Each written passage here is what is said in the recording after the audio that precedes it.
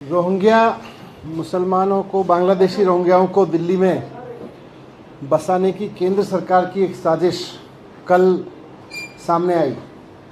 जिसमें बहुत स्पष्ट तौर पे समझ में आया। क्योंकि कल सुबह मैंने पहले अखबार में एक रिपोर्ट देखी कि केंद्र सरकार रोहिंग्याओं को यहाँ पर एनडीएमसी के बनाए हुए फ्लैट देने जा रही है। उसके थोड़ी देर बाद केंद्रीय शहरी आवास मंत्री हरदीप सिंह पुरी जी का ट्वीट देखे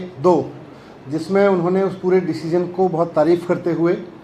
पूरा क्रेडिट लिया कि हमारी सरकार बहुत अच्छा काम कर रही है, केंद्र सरकार। उसके बाद जब मीडिया में ये पूरा मसला उठा तो भारतीय जनता पार्टी भी बैकफुट पे आई और केंद्र सरकार भी बैकफुट पे आई। लेकिन मैंने इस बीच अधिकारियों से पता किया, क्योंकि मेरी भी नॉलेज में नहीं था इस तरह का कोई डिसीजन हो रहा है। मुझे भी आश्चर्यजनक लगा कि दिल्ली में रोहिंग्याओं को फ्लैट दिए जाने की योजना बन गई। ना मुख्यमंत्री जी को पता, मेरे पास गृह विभाग का चार्ज है दिल्ली के गृह मंत्री को नहीं पता, दिल्ली के मुख्यमंत्री को नहीं पता, और अखबारों से पता चल रहा है कि यहाँ पर रोहिंग्याओं को फ्लैट्स देने की योजना चल रही है। मुझे भी आश्चर्य हुआ कि ये कैसे हो सकता है। मैंने नीचे ऑफिसर से पूछा तो पता चला कि कुछ मीटिंग्स हुई थी जिसमें सेंट्रल गवर्नमेंट के ऑफिसर्स थे। सेंट्रल गवर्नमेंट के ऑफिसर्स की तरफ से रिक्वेस्ट भी आई हुई थी और उन सब को डिस्कस करने के लिए मीटिंग्स हुई थी। उसमें कुछ निर्णय लिए गए थे। मैंने जब डिटेल्स मांगे कि क्या निर्णय थे, कैसे थे, फाइल देखी तो समझ में आया कि बाकायदा केंद्र सरकार की मंजूरी के लिए बिना, और उस फाइल में लिखा हुआ था कि सीधे सीएस के थ्रू इन डिसीजंस को लेके इम्प्लीमेंट कराने के लिए केंद्र सरकार की मंजूरी के लिए एलजी साहब के पास में भेजा जा रहा है। मुझे लगा कि पूरी तरह से दिल्ली की चुनी हुई सरकार से छिपा के, दिल्ली के मुख्यमंत्री से छिपा के, दिल्ली के गृह मंत्री से छिपा के ये साजिश क्यों की जा रही है। इस पर जब मैंने भी बयान दिया, अपना स्टेटमेंट दिया, तो उसके बाद केंद्र सरकार फिर थोड़ा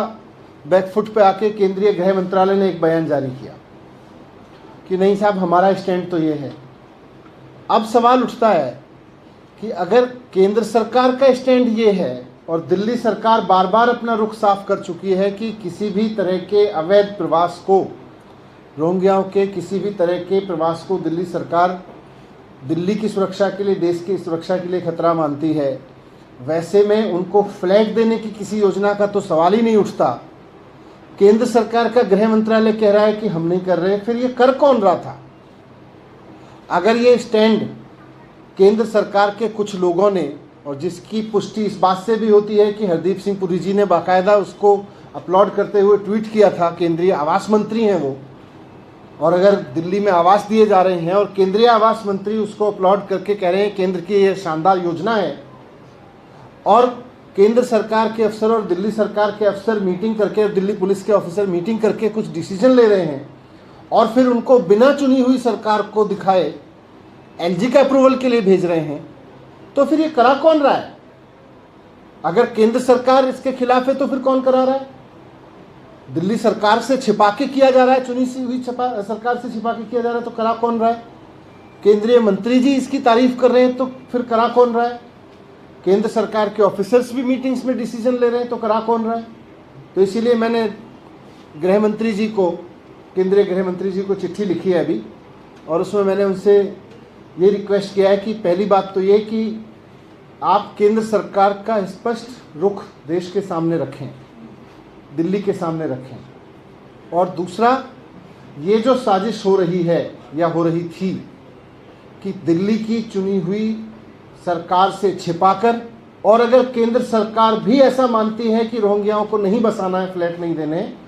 तो फिर केंद्र सरकार के भी रुख के खिलाफ जाके ये डिसीजंस किसके कहने पे लिए जा रहे थे, कौन ले रहा था, कहाँ से इसके आदेश आ रहे थे, ये सबकी बहुत निष्पक्ष तुरंत जांच होनी चाहिए। और जो भी लोग अगर केंद्र सरकार के रुख के खिलाफ जा रहे थे तो केंद्र सरकार के रुख के खिलाफ, और दिल्ली की सरकार से चुनी हुई सरकार से छिपा के डिसीजन लेना चाह रहे थे, तो उनके खिलाफ सख्त कार्रवाई होनी चाहिए। ये मैंने केंद्रीय गृह मंत्री जी को अभी चिट्ठी लिखी।